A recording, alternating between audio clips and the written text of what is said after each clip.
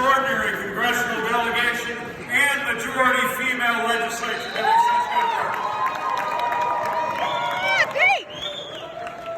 And I know it's not one for sentimentality, but I am glad we were able to properly honor Senator Harry Reid and former Majority Leader Harry Reid, a credit to this country and to the state of Nevada. I understand we got joined by some runners from the marathon, which I think is fitting, both for the presidential campaign in general and perhaps for this evening.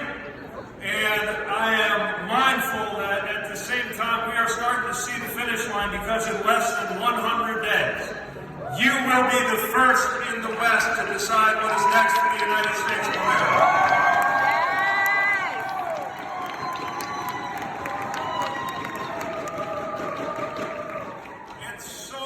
Depends on getting this right. Because if there are 4 more years of this president, we will not recognize our United States of America. We must win.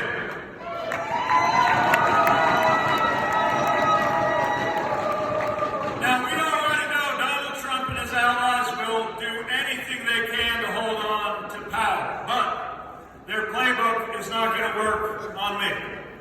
As your nominee, I will cut through the nonsense of this tin pot presidency.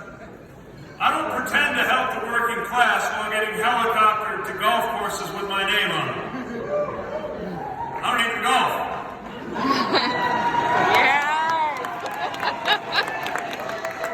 I get around in a Chevy that was built by the GM workers like the ones in Ohio who lost their jobs when this president sold them out. Or workers who I met in Reno who were standing up for their rights with the UAW. I don't go to work in an office in Washington, D.C. I work in the heart of the industrial Midwest as a mayor in South Bend, Indiana, serving a diverse, low-income community that has found a better future. I don't have to throw myself a military parade to find out what a convoy looks like.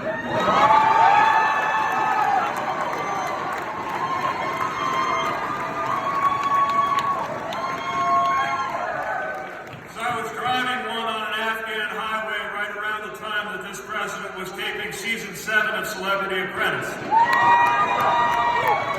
I am ready to defeat this president, but I'm not just here to end the era of Donald Trump. I'm here to launch the era that's got to come next.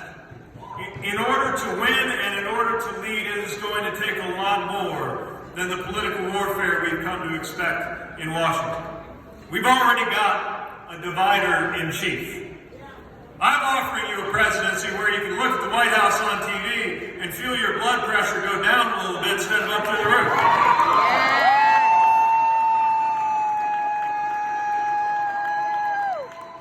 So I'm asking you to picture that day, that first day when the sun comes up in America and Donald Trump is no longer the president of the United States.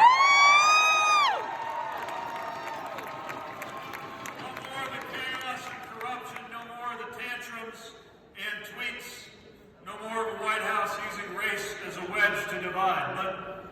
But then what?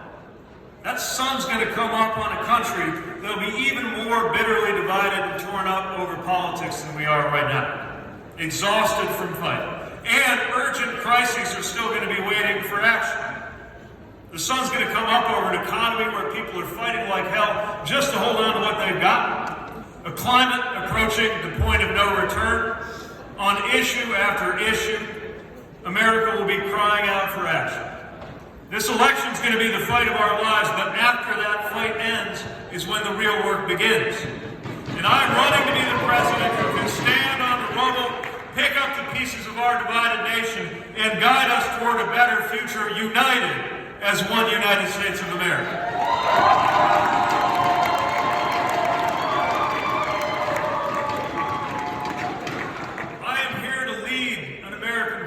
Done with division and hungry for real action.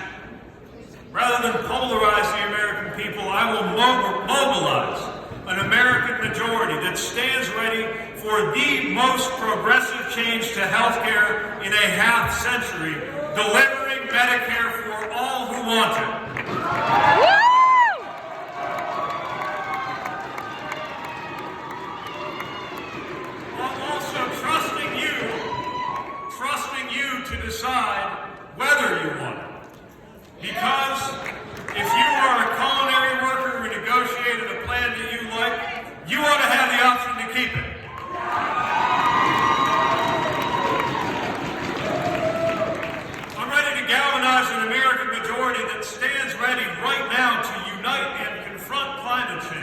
So long as we can show how everybody from an auto worker in my Indiana neighborhood to somebody in the solar industry here in Nevada fits into that future for our environment. And yes, that includes protecting our public lands for generations to come.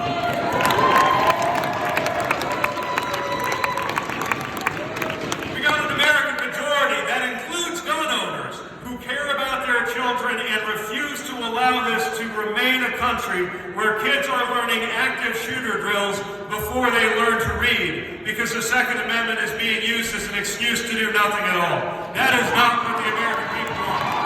Yes! We're going to bring together that American majority that agrees that we must manage the border based on our values as well as our laws, bringing an end to family separation and a beginning to real reform, including protecting dreamers and a pathway to citizenship. It is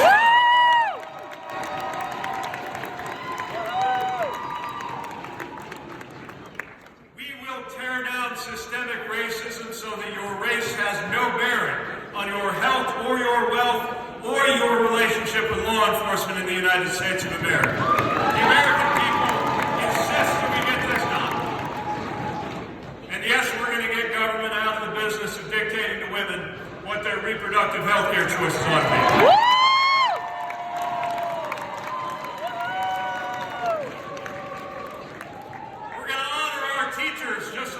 Like soldiers and pay them just a little more like doctors. And we're going to get a Secretary of Education who believes in public education in the United States of America. We're going to take care of our veterans, knowing that a disproportionate share right here in Nevada have borne the battle. And Americans are ready for a White House that stands for people of every religion and no religion equally.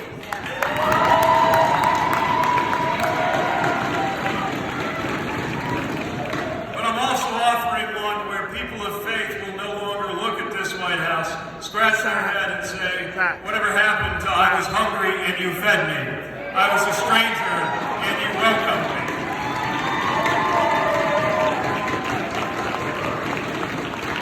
We're going to unite around a love of country that recognizes our country is made of people. And you cannot love our country if you hate half of the people in it.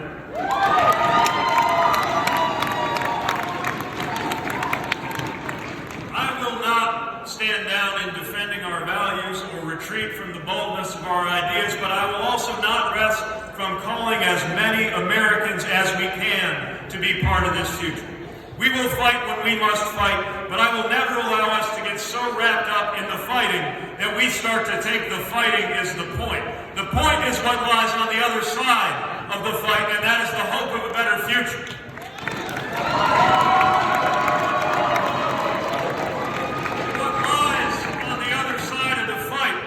Is a hope of a day when the American experience is defined not by exclusion, but by belonging. Because right now we've got a crisis of belonging in this country. Americans are being told in so many ways, for so many reasons, that you don't belong, that you don't fit. And that's got to change. When I am president, no one will hear that they don't fit. I want every American to know, regardless of where you come from, or the language you speak at home, where your parents came from, you belong. No matter who you love or who you worship, you belong.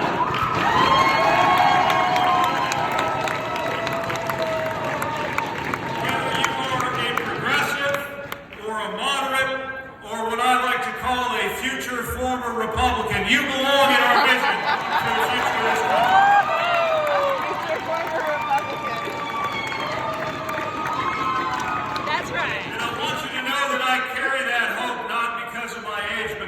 Experience. Because in the dust of a war zone, I saw fellow Americans who had nothing in common besides the flag on our shoulders learn to trust each other with our lives. In the ruins of old factories, I saw my hometown answer those who called us a dying city by rising up and forming a better future. I have seen what can happen in this country. After all, you're looking at somebody who grew up wondering if something inside of him meant he would forever be on the outside.